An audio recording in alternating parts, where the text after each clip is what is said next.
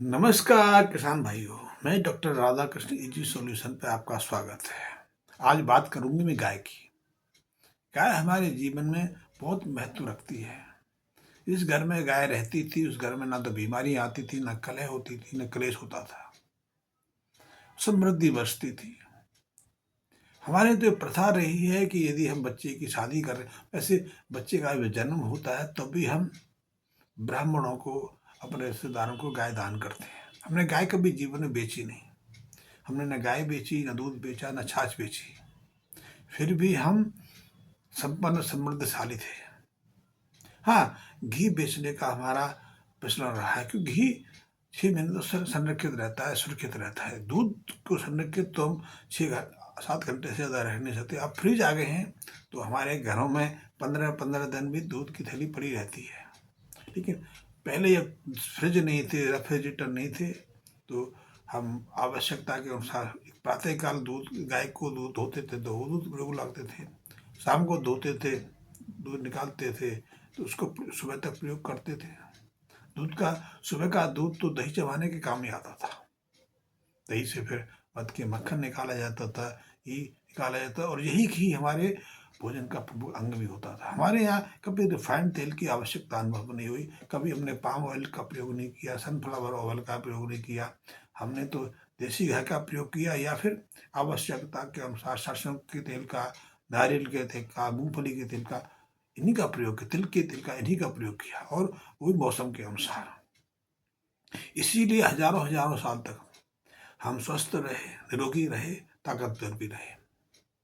बीमारियों का प्रकोप तो पिछले 30-40 सालों से शुरू हुआ है। हम कोई बीमार भी नहीं होता। हाँ, ये अवस्था कि पिछले संक्रमण काल में 1000 सालों की जो हम, हमारे पास विदेशी आक्रांताओं का हमले होते रहे, हम संस्कृति से थोड़ा भटक गए, हमारे आहार व्यवस्था में परिवर्तन आ गया, हमारे जीवन का स्तर गिर गया। उसके कारण हम अपने बच्चों को पूरी तरह से संरक्षित नहीं कर पाते थे। इसलिए हमारे यहाँ 5-8 बच्चे होते थे, 2-3 बच पाते थे, ये अवस्था। लेकिन जो बच जाते थे वो पूरा जीवन भोगते थे, वो 80-90 साल तक जाते थे। शतायु होना तो हमारे यहाँ एक आशीर्वाद था। जब भी किसी बुजुर्ग का हमें आशीर्वाद लेना होता था तो हमारे बुजुर्ग, हमारे माँ बाप, हमारे दादा दादी आशीर्वाद स्वरूप यही कहते थे कि शतायु हो, पूतो भलो। बच्चे हों और बच्चे स्वस्थ हों, बच्चे आज्ञाकारी हों, और आप 100 साल तक जियो। लेकिन आज तो 100 साल का कोई दिखाई नहीं देता। हम स्वास्थ्य की बातें, हेल्थ की बातें बहुत करते हैं। हमारे यहाँ आए, उपचार करने वाले डॉक्टर लाखों रुपए के चिकित्सा में किसी का इलाज करते हैं, लेकिन आपको एक भी व्यक्ति ऐसा नहीं मिलेगा जो 100 वर्ष की आयु में पूरी तरह स्वस्थ हो। हाँ, वो मिलेंगे जो उन्होंने प्राकृतिक जीवन को पहले जिया है। नई पीढ़ी का एक भी आदमी आपको 100 साल का पूरी तरह स्वस्थ नहीं मिलेगा। ये 60-70 साल तक पहुंच जाते हैं। जैसे अमेरिका का, यूरोप का कुछ उदाहरण दिए जाते हैं कि वह स्वस्थ है, 80 साल का, लेकिन वो स्वस्थ नहीं है, वो रोगी है। उनमें से अधिकांश या तो अस्पताल में भर्ती हैं, कोई नर्स की का हेल्प ले रहे हैं, कोई बेहोश है, उसे होश ही नहीं, पहचान ही नहीं, किसी दूसरे को पहचान नहीं पाता, अपने काम खुद कर नहीं पाता। उसे ऑक्सीजन की आवश्यकता है, खून की भी आवश्यकता है, उसको हार्ट को भी पंप करने के लिए पेसमेकर की ज़रूरत है, सांस लेने के लिए उसको वेंटिलेटर।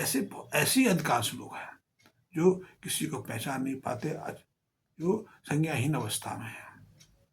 उनको, क्योंकि वो जिंदा है इसलिए हमने मृत घोषित नहीं किया, तो हमारे लिए वो जिंदा है, लेकिन हमारे लिए वो जिंदा लाश है। हम अपने यहाँ भी यही कहते हैं, हमारे यहाँ भी यही स्थिति है। अस्पताल हमारे यहाँ के भरे हुए हैं।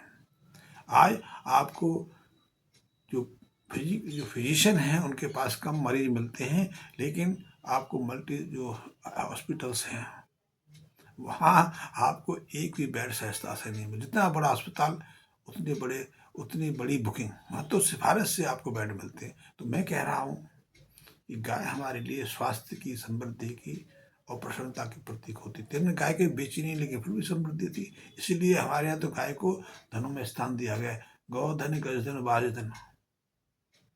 हमने हाथी को भी धन कहा है, गाय को भी धन कहा है, और घोड़े को भी धन की और इस धन को बच्चा जन्म लेता था, दान स्वरूप दूसरों को देते थे। हम अब बेटी की शादी करते थे, विवाह करते थे, तो भी बेटी को समृद्धि और प्रसन्नता के लिए और उसका जीवन सहजता से चले, उसके यहाँ किसी तरह कमी ना हो, तो हम दामाद को, बेटी को गाय के दान के साथ ही विदा करते थे। और भी विभिन्न समय पर हम गाय दान देते थे, हमने गाय कभी बेची नहीं। फिर भी हम गाय फिर भी हमारे पास पर्याप्त संख्या में गाय, और किसी को गाय खरीदने की आवश्यकता भी नहीं होती, जिसके पास पहले से स्वयं इतनी गाय है वो क्यों खरीदेगा। हाँ, दान स्वरूप देना को और गाय तो एक ऐसी चीज है, गाय और अन्न उत्पादन, किसान और गौपालक दो ऐसी चीजें हैं जो जीवत से जीवत पैदा करते हैं। ये एक जीव से अनेक जीव पैदा करते हैं। किसान भी एक बीज डालता है, 100 बीज मिलते हैं, 1000 बीज मिलते हैं। ऐसे एक गौपालक एक गाय पालता है, उस गाय से असंख्य गाय हो जाती है, सैकड़ों गाय हो जाती हैं। इसलिए उसके धन की कोई सीमा नहीं। और इन्हीं दोनों चीज़ों को मैं छोड़ दिया, आज हम नौकरी करने में व्यवस्था है। एक हमारे कहावत भी आपने सुना होगा, तो कृषि और पशुपालन ये सबसे महत्वपूर्ण हमारे यहाँ दो व्यापार भी हैं, व्यायाम रोजगार के साधन भी हैं। तो गाय गाय को हम अपने घर में रखते हैं तो रोग नहीं लगती, क्योंकि गाय के दूध में सब पोषक तत्व सहजता से मिल जाते हैं, हमारी सहज पचनी है। और दुर्बल, कमजोर, बीमार, बूढ़े, वृद्ध लोगों के लिए तो ये अमृत स्वरूप है। इसके बगैर तो वो स्वास्थ्य रक्षा ही नहीं कर सकता। आज भी एक मरीज है तो उसको आहार के रूप में दूध का सेवन करने के लिए स्वास्थ्य विशेषज्ञ कहते हैं। दूध में तो बहुत अद्भुत कीमता है। मक्खन से हमारी नेत्र शक्ति बढ़ती है, हमारे आंखों पर मोतियां बंद नहीं उतरता, हमें ऐनक की जरूरत नहीं पड़ती है, मुझे जरूरत पड़ती है। दांत मजबूत रहते हैं, दांत गिरती नहीं। आज जब हम हमारे किसी परिवार में किसी की मृत्यु हो जाती है तो तीसरे दिन हम अस्थि संचय के लिए जाते हैं, अस्थि ढूंढने के लिए आते हैं। अस्थि में मुख्यतः हम अस्थियों का संचय नहीं करते, दांत ही ढूंढते हैं, कितने दांत मिले हैं। लेकिन आज 70 साल के ऊपर के तो दांत मिलते ही नहीं, क्यों है ही दांत उसके अंदर, क्योंकि हमने ऐसे पोषक आहार को अपनाना शुरू कर लिया जो हमारे दांतों को मजबूती नहीं देता, दांतों को कमजोर बना देता है। लेकिन पहले समय हम दूध का प्रयोग करते थे, मक्खन का प्रयोग करते थे, घी का प्रयोग करते थे, तो हमारे दांत इतने मजबूत रहते थे कि 100 साल की उम्र में भी उनमें से अधिकांश दांत सलामत रहते थे। आज तो छोटे छोटे बच्चों के दांतों में कई तरह कैविटीज बनने कमजोर हो रहे हैं। तो गाय की हमारी बहुत महत्वपूर्ण भूमिका है। गाय हमारे घर पर है तो बहुत सारी बीमारियां हमारे घरों में प्रवेश नहीं कर पाती हैं। और गाय की संख्या से तो हम समृद्धि नापते थे, पूछते थे हमारे बुजुर्ग, घर में गाय है कितनी है, घर में कितनी गाय है, इसका अर्थ है ये कितना समृद्धशाली है, कितना धनी है, इसके परिवार में कितनी संपन्नता, खुशहाली है, कितने स्वस्थ हैं। लेकिन आज गाय के इस महत्व को हमने खो दिया। हम तो बैंक में जमा बैलेंस को देखते हैं या मार्बल लगे मकानों की फर्शों को अपने समृद्धि का प्रतीक मानते हैं, जबकि दोनों ही चीज़ें हमारे लिए कोई उपयोगी नहीं है। क्योंकि जिस मकान को हम आज बनाते हैं, ये मैं आपसे अनुभव शेयर कर रहा हूँ, जिस मकान को आज हम बनाते हैं उसमें हमारी पहली पीढ़ी भी पूरी जिंदगी उसमें नहीं रहती है। दूसरी तीसरी पीढ़ी की बात है, अधिकांशतः हम अपने मकान में 15-20 साल से ज़्यादा नहीं रह पाते।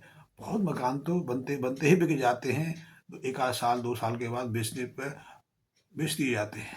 हम समृद्धि के लिए, बैंक भरने के लिए मकान खरीद रहे हैं, हम रहने के लिए थोड़ी बना रहे हैं।